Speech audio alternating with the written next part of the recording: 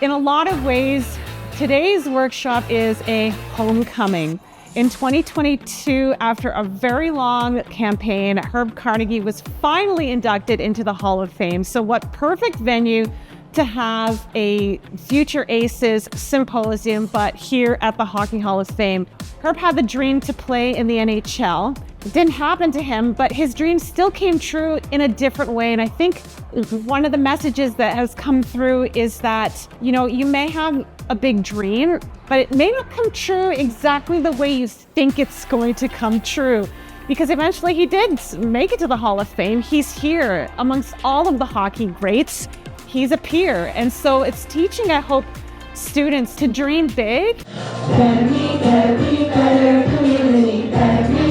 The real goal here is to have students come and experience this opportunity to define their confidence, to find leadership qualities within them, and just have a really great time interacting.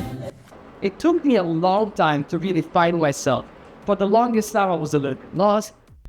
Through the Future Aces Creed with our 12 attributes, which is an excellent character development system, they can find and see what attributes perhaps they need to work on.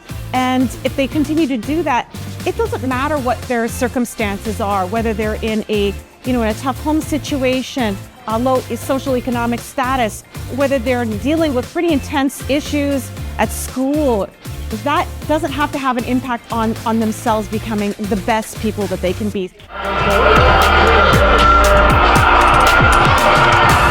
The very first thing that needs to happen in order for you to be great, in order for you to be successful, is you gotta believe it.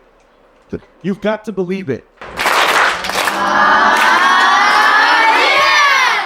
We want to provide these opportunities, especially in-person opportunities, for young people to come together from different parts of the city and learn from each other. You should do it. I should do a TikTok. I'm working on